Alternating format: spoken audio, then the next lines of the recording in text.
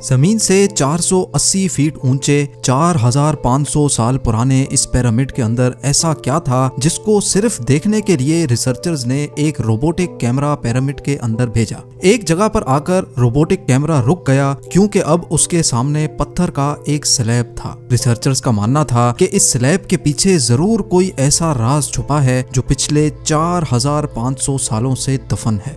ये राज इनको हर कीमत पर जानना था, इसलिए उन्होंने रोबोट के आगे एक ड्रिल मशीन लगाई जिसने उस पत्थर के स्लैब में बारीक छेद कर दिया।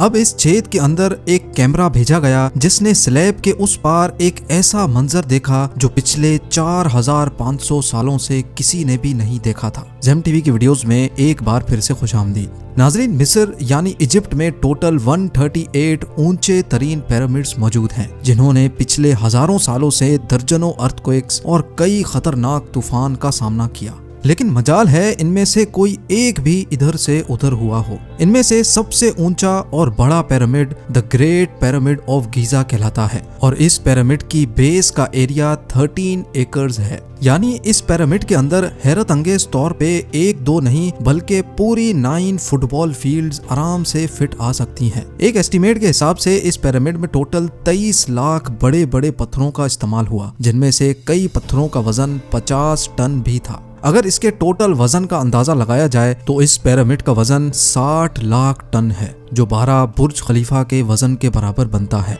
लेकिन इतने ऊंचे और आलीशान पिरामिड्स बनाने का आखिर मकसद क्या था? हजारों साल पहले जब इंसान के पास कोई टूल्स भी मौजूद नहीं थे, तब इन पिरामिड्स की दीवारों को कैसे इंच बाय इंच लेवल किया गया? कैसे 50 टन वजनी पत्थरों को स्क्वायर शेप में काटकर बगैर क्रेन के ही 480 फीट ऊंचाई तक पहुंचाया गया? और इनको बनाने में ऐसे कौन से इंजीनियर्स का हाथ था जिन्होंने इन पिरामिड्स को अर्थक्वेक प्रूफ के साथ साथ इनकी तमाम साइड्स को एग्जैक्टली 51.5 डिग्री के एंगल पे सेट किया? ये सब आप जान सकेंगे आज की इस वीडियो में। तो आइए शुरू करते हैं। Challenge number 1। कई सदियों से मुख्तलिफ रिसर्च टीम्स इस पिरामिड की कंस्ट्रक्शन टेक्निक जानने के लिए सर जोड़कर बैठी थीं कि आखिर इस पिरामिड की हर side exactly north, south, east और वेस्ट पे बगैर कंपास के कैसे सेट की गई होंगी। कई एक्सपर्ट्स का मानना है कि उस टाइम के आर्किटेक्ट्स ने सबसे पहले ऐसी जमीन तलाश की होगी जो लाखों टन वजनी पत्थरों का वजन झेल सके। उसके बाद पोलर स्टार्स यानी वो सितारे जिनकी मदद से अर्थ के पोल्स का पता पड़ता है, उनकी मदद से पिरामिड की हर साइड को मार्क किया गया।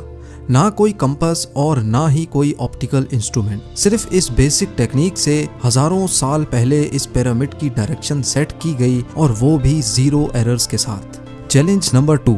अगला चैलेंज था जमीन को लेवल करने का। जिस 13 एकड़ की जमीन पर इस पिरामिड को बनना था, उसका लेवल थोड़ा सा भी आउट होता तो 23 लाख पत्थरों के इस पहाड़ का खड़ा होना बिल्कुल भी मुमकिन नहीं था। अब इस जमीन को लेवल करने के लिए उस टाइम के इंजीनियर्स के पास ना ही लेजर लेवलर था और ना ही बबल लेवल। एक्सपर्ट्स का मानना है कि कंस्ट्रक्शन साइट की चारों साइड्स पर खड्डा करके उसमें पानी डाला गया होगा और फिर एक साइड के पानी के लेवल से दूसरे साइड के पानी के लेवल को मैच किया गया होगा। जो जमीन का हिस्सा पानी के लेवल से मैच नहीं कर रहा होगा, उसको छेनी और हथौड़ों की मदद से काट कर लेवल किया गया होगा। कई एक्सपर्ट्स का मानना है कि एंशिएंट इजिप्शियंस ने इस सिंपल टूल का भी इस्तेमाल किया, जिसकी दोनों साइड्स पे लकड़ियां और उसके ठीक सेंटर पे एक रस्सी से पत्थर बंधा हुआ है। अगर पत्थर जमीन से टच हो गया और उसकी रस्सी ठीक सेंटर लाइन पे आ रही होगी तो इसका मतलब है कि बीच की जमीन परफेक्टली लेवल्ड है।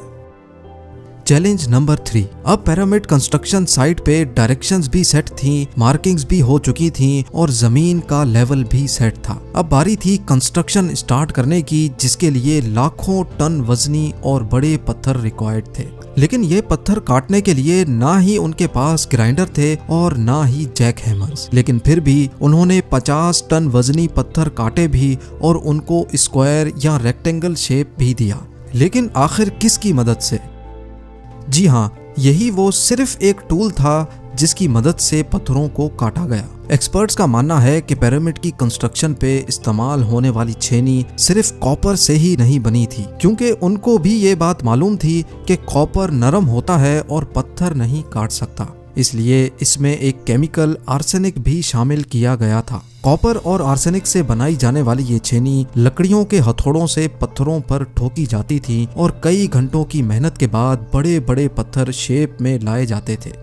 Challenge number 4। अब चूंकि ये खास किस्म का पत्थर जिसको आज लाइम स्टोन कहा जाता है, उसकी कटाई पिरामिड कंस्ट्रक्शन साइट गीजा से 250 किलोमीटर दूर टोरा के शहर में हो रही थी। अब मसला था ये पत्थर गीजा तक ट्रांसपोर्ट करने का। हर एक पत्थर 50 टन यानी 50,000 केजी के बराबर था, जो तकरीबन 3 पैसेंजर बस के वजन के बराबर बनता है। और ऐसे 23 लाख पत्थर सिर्फ एक पिरामिड में इस्तेमाल होना थे। इतना ज्यादा वजन ट्रांसपोर्ट करने के लिए ना ही उस दौर में कोई जानवर काम आ सकता था और ना ही उनके पास ट्रक्स मौजूद थे। हत्ता कि अगर आजकल के जदीद दौर में भी ये काम करना पड़े तो ट्रांसपोर्ट कंपनीज को अच्छा खासा टफ टाइम आएगा।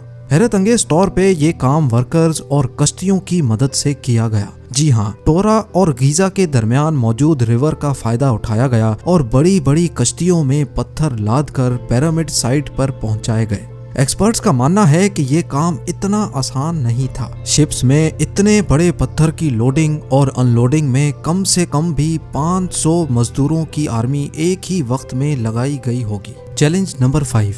जो एक्सपर्ट्स की टीम्स पिरामिड की कंस्ट्रक्शन पर रिसर्च कर रही थीं, उनको अब अपने कई सवालों के जवाब मिल चुके थे, लेकिन एक बात उनको हर वक्त सता रही थी कि लाइमस्टोन कट भी गए, ट्रांसपोर्ट भी हो गए और कंस्ट्रक्शन के दौरान एक के ऊपर एक लगना भी शुरू हो गए। मसला ये था कि पत्थर इतनी ऊंचाई तक आखिर पहुंचाए कैसे गए होंगे।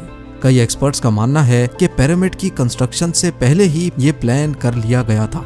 या तो ये स्पाइरल ट्रैक के जरिए ऊपर गए होंगे या फिर जिग जैग तरीके से, लेकिन ये बात तो तय है कि 50,000 केजी के पत्थर ऊपर मजदूरों की आर्मी की मदद से ही खींच कर गए होंगे। Challenge number 6। बात सिर्फ लाखों मजदूरों छेनी हथौड़े से लाइमस्टोन काटने और इतने बड़े पत्थरों को ट्रांसपोर्ट करने की ही नहीं थी। इस पिरामिड के अंदर कंपार्टमेंट्स, उनके अंदर जाने का रास्ता और कई छोटी छोटी सुरंगें भी बनाई गई थी। बाकी सब चीजें तो ठीक थी, लेकिन एक चीज एक्सपर्ट्स को हैरान कर गई और वो ये थी कि अंदर के कंपार्टमेंट्स में जो पत्थर इस्तेमाल हुआ था वो लाइमस्टोन नहीं बल्कि ग्रेनाइट था। जी हाँ, ग्रेनाइट एक ऐसा पत्थर है जो डायमंड के बाद दुनिया का सबसे सख्त तरीन स्टोन माना जाता है।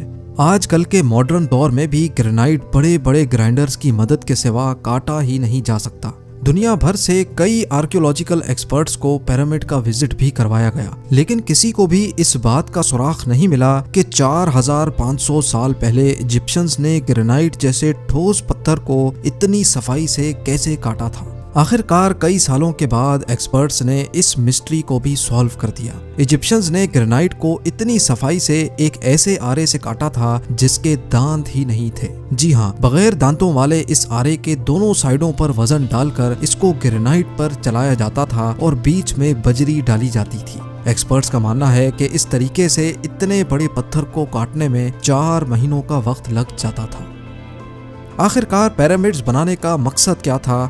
इन पिरामिड्स को बनाने में कितने मजदूर एक ही वक्त में काम करते थे? और रोबोटिक कैमरा ने जब पिरामिड के अंदर पत्थर के स्लैब में सुराख किया तो उसके अंदर वो कौन सा मंजर देखा गया जो पिछले 4500 सालों से किसी ने भी नहीं देखा था? ये सब और इससे भी ज्यादा आप जान सकेंगे इस वीडियो के पार्ट 2 में। आप लोगों के प्यार भरे कमेंट्स और लाइक्स का बेहद शुक्रिया। मिलते हैं वीडियो के अगले शानदार पार्ट में।